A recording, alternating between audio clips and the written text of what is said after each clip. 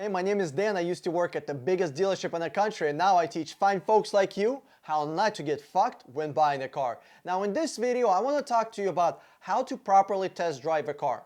All right. The reason I want to talk to you about that is because I just watched the video and there's a lot of misinformation. I don't want you to stumble upon some video and there's, a car salesman is telling you what to look for in the test drive. So here's what you got to be doing in the test drive. It's a whole process. You might think, it's a simple thing to just test drive a car. It's not. Here's why. Because a test drive typically turns into a really shitty car deal. And you want to be staying away from that. When you're going to be doing a test drive, it's better to do it Monday, Tuesday, Wednesday, or Thursday, because there's little people at that time in the dealership. Those are the dead days. You want to come in on a dead empty day and take advantage of empty parking spot, no other customers. It's just going to be you and the salesman. Now you call into a dealership and you tell them, hey, I want to test drive this type of car. Can I take it on a test drive without a salesman? If they tell you no, you ask them, do you think I'm going to steal the car? No. Do you think I'm going to damage the car? No. You have insurance, they have insurance, and actually they have insurance. If you ever crash a car while you're test driving it, the dealership has insurance, so don't worry about it. You don't even need insurance for that, to be honest with you. You just need a driver's license to prove that you know how to operate the vehicle. Now, if the dealership is telling you, no, we're not going to be able to give you a car without a salesman, call a different place, or if the car is only at this dealership, I guess you're going to have to deal with a salesman. But the reason you want to take a car without a salesman is because you want to be able to talk with your partner, your wife, your husband, whatever, the boyfriend, girlfriend, whatever your situation is, or if you're going there by yourself, at least take a friend, so your friend has an extra pair of eyeballs. They can look and hear things that you might miss, and most likely they will, because they're not emotionally attached to the car. They'll tell you the whole truth, whatever they think about this car.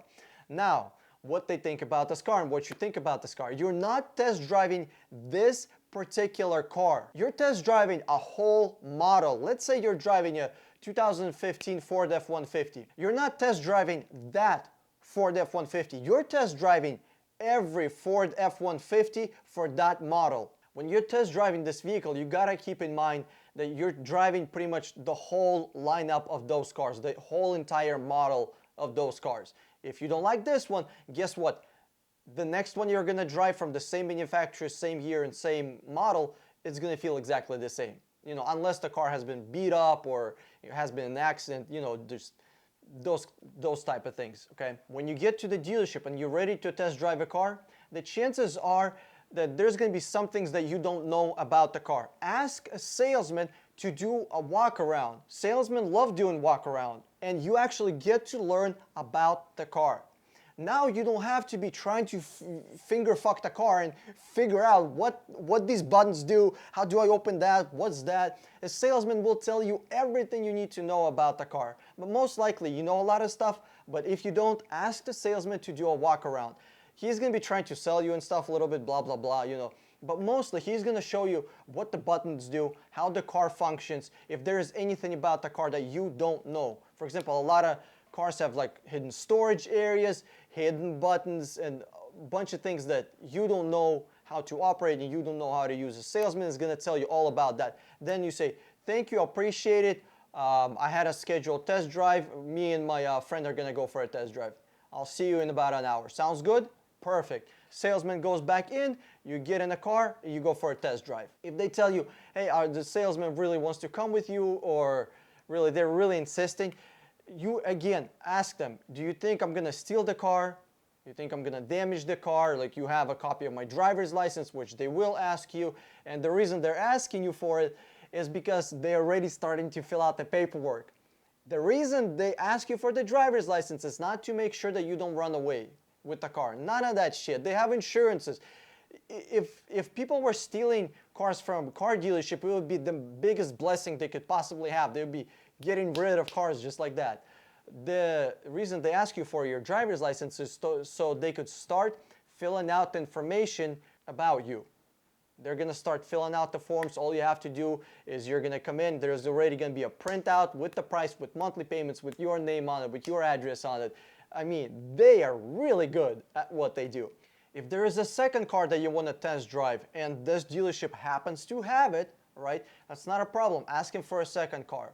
If you want to take the car actually on a 5-hour test drive, you can do that also. Absolutely, that's not a problem.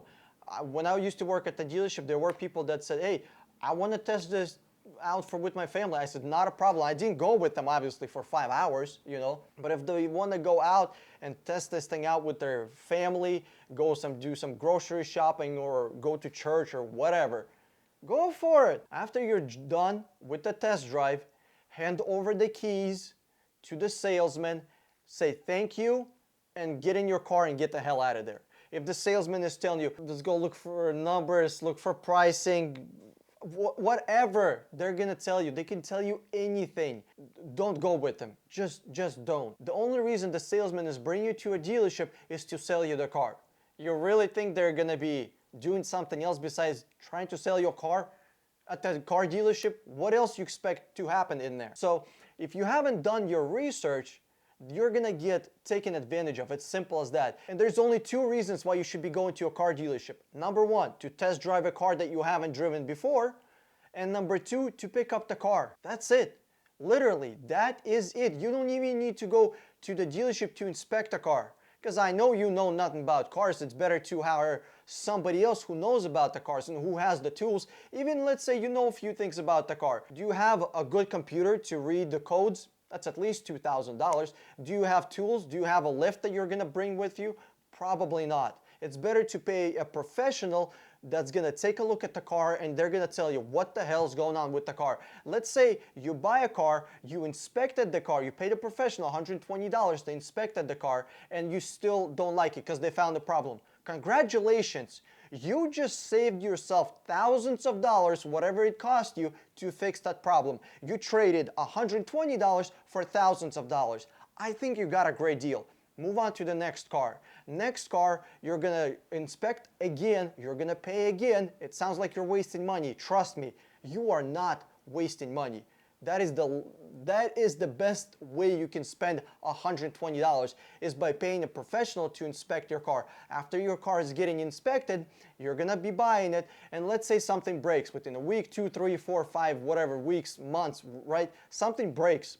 You can go back to that shop or another dealership. That's typically what I do. I take it to another dealership to inspect the car, and you're gonna be like, what the hell? You told me the transmission is fine. You know, 3 months later, I have a blown train. You're like, what's going on? You know, now you have some meat on the bone to work with.